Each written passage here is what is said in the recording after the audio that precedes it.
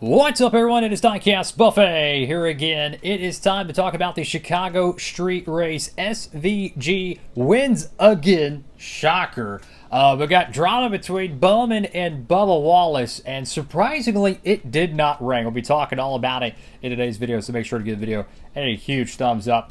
SVG wins again. He is clearly the best at the street course. Was this the final time there? I don't know. If it was, in the record books, that'll be known as pretty much Jimmy Johnson at Dover. It will be SVG at Chicago. He has, what, I think, 2 Cup wins and 2 Xfinity wins. One of the Xfinity races he didn't even enter, right? So he could have had maybe a third one there. So remarkable stuff. The weather held off the entire day. There was kind of a threat of rain, 50-50 chance from what I was hearing the entire race day. About 10 to 15 to go, there was a decent chance at some rain or some sort of weather. Didn't happen, so the entire race was dry. They didn't even use any rain tires. Definitely a different style of racing than we saw in year 1 in 2023, and then, of course, in 2024. I do prefer the wet weather racing more than the dry weather at Chicago, because I feel like it just creates more chaos, more strategy. Do you stay on dry tires? Do you not? And the race went by super quick. I mean, 75 laps in the wet when you have all the rain and maybe a few delays. It feels like an endurance race. And in fact, the race lasted so long that they actually had to shorten it both years because of daylight. So this race had no interruptions. I mean, it did have maybe a 15-minute red flag because they had a pile up. It was one of the shortest Cup races I feel like I've ever watched, to be honest with you. I'm not sure what the future of the event is, but I will say, though, if you watch today's race, understand that might have been the last one. We don't know. There's a lot of rumors about some other racetracks out there coming for 2026. We'll see how that goes, but they may or may not be going to Chicagoland. Just saying. There's a lot of rumors. There's a lot of smoke to it. I would be very optimistic next year or the year after. There's a very good chance of Chicagoland based on everything I've seen. They're renovating, I think, some things around the racetrack, hiring, etc. I don't know. Hopefully. Anyways, in terms of the actual racing, I do think it was probably one of the weaker of the 3 events there because of it didn't have the wet weather effect. You know, there wasn't a lot of slipping and sliding. There was some crashes, a lot of hits in the tire barriers. They didn't bring out cautions naturally because it's, you know, a road course style event. But I do prefer the slipping and sliding there. So in terms of the overall event, I do think I think last year's was probably a little bit better. But the one thing I liked about it being dry weather, we got the full distance in. It didn't feel like, oh, well, you know, daylight here, we got to hurry up and end the race, so let's, you know, drop 20 laps.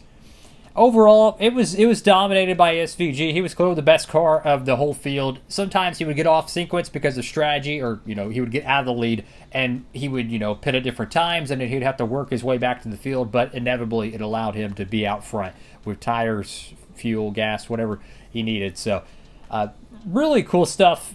We're witnessing a lot of history here because this guy, I don't know how many years he's going to race in the Cup Series, but he has a legitimate chance with 5 to 6 road course races every year to be up there with Tony Stewart and Jeff Gordon in terms of race wins. He already has 3 right now. This is only his first full-time Cup season. He won the other one in 2023.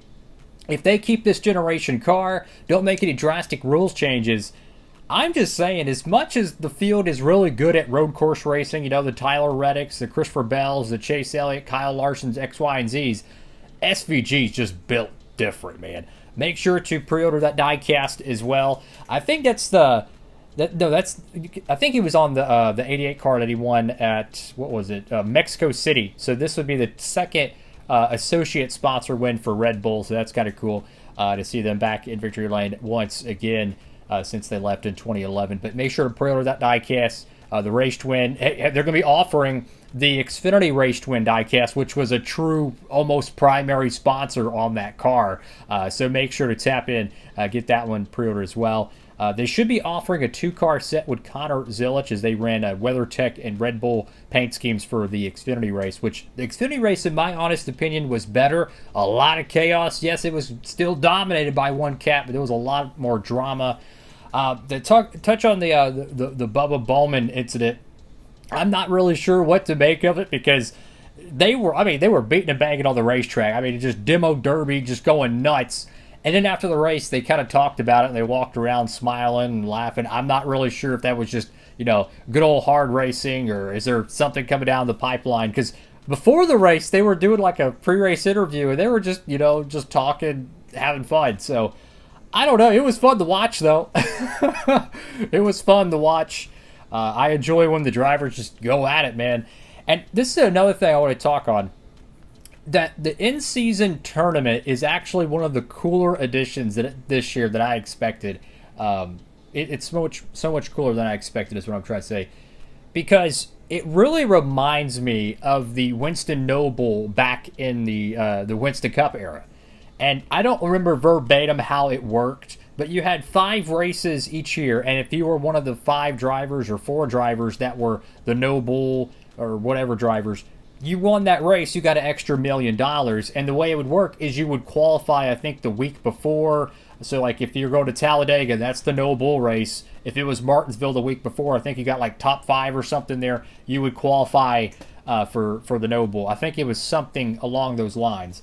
And I started processing it and really thinking about it.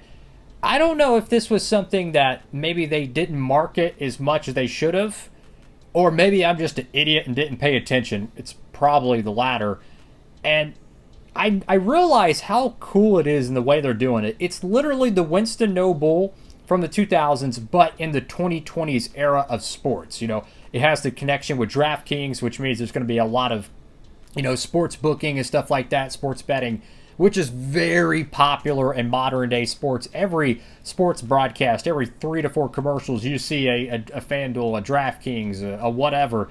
So it's basically the old school variant of it, but brought up to speed to the 2020s edition. Fans love brackets, man. They love the March Madness bracket.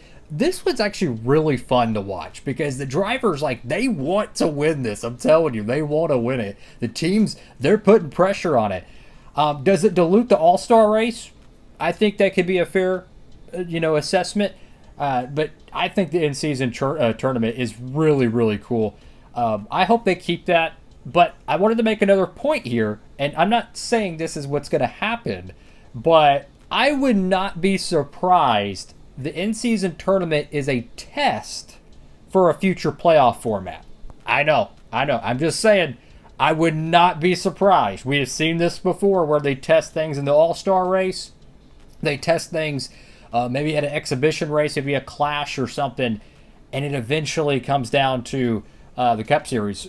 Maybe from the Xfinity Series, they'll even try things, and it'll go into the Cup Series. So could this possibly be a preview of some sort of a future playoff format? I have no earthly idea. I don't know if that would be better or worse. I'm going to let y'all decide on that if that was the case. I'm not saying that's going to happen, but it's cool for an in-season tournament. I think it's really good for the whole sport. I think it's fun. But when I was talking about the marketing point, I had no idea they were going to do colored window banners and stuff. I'm sitting here seeing green and purple. I'm like, what era are we in? I'm so used to seeing the yellow playoffs banners or the green playoff banners, Sprint Cup to Monster Energy Cup era. We got purple and blue banners out there. What is this? Are they sponsored by, I don't know, whatever brand out there. Is it Xfinity Series and the Cup Series now? We got purple banners. It's kind of interesting. So I wanted to touch on that point. Oh, no, I enjoyed the event. It could have been a little bit better in my honest opinion. I really wish the rain would just happen a little bit so we could have got some slipping and sliding. They're going to be going to Sonoma next, and hopefully that'll be a good show. I hope it will be. And I talked about this in my last video. I'm going to end the video on this. I didn't mention TNT at all, that they returned. I missed NASCAR on TNT literally the entire time they were gone. I remember their final race in 2014. I believe Brad Kay won it. And I never wanted them to leave the sport. So 11 years go by, and it feels like a blur almost. They're back. And I wanted to wait on... Actually, I forgot to talk about them last week. I'm going to keep it honest with you. But I think it actually works out pretty good because I wanted to see how their post-race quality would be. And I'm going to be honest with you. This is how I would rank it. Amazon Prime, TNT, NBC, Fox. Now, NBC, we haven't seen this year, but I'm going off 2024.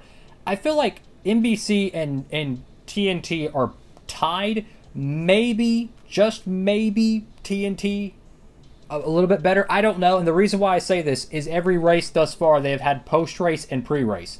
NBC, sometimes they don't even have pre-race, right? Sometimes they don't have post-race. So that's, I don't know. Maybe NBC's better, maybe not. But so far what I've seen, TNT does have a few quirks. One of the things I didn't like is that the camera angles can be a little bit interesting at times.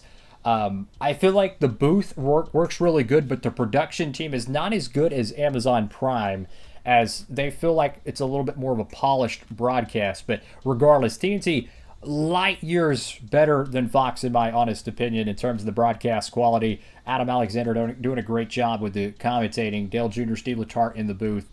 But I really liked how they did the post-race show. I think it's fun. I'm glad they're at least, doing something instead of just rushing off the air to show some rerun of whatever. I don't know why, Fox doesn't do much post-race shows, considering they have like two different Fox Sports networks, FS1, FS2. There's some way they could get a 30-minute post-race show to properly kind of explain what happened, so to speak. And it's just nice to see pre-race shows. Like the CW Xfinity, they have a pre-race show. They also have a post-race show. Cup Series, pre- and post-race show. The Truck Series, they pretty much have nothing. So you're just jumping into the Truck Series race. If you didn't watch practice or qualifying, you have pretty much no idea what happened the week before. You don't even know the storylines. Did a team get penalized? It's just really kind of like jumping into it and jumping out. Not the best way, in my honest opinion. But I am impressed with TNT. I definitely think Amazon Prime's still the gold standard, but I would say it's a fair fight, so to speak, between NBC and TNT. And I'm curious to see if NBC will upgrade their coverage in 2025. I really enjoyed their stuff in 2024. So just want to talk about that. Make sure to comment down below what y'all think. Thank you all for watching. Have a blessed one. Like, comment, and subscribe. Diecastbuffet. Signing off. Oh, we got a diecast haul coming in. It's going to be good. It's going to be one of the best hauls of the year.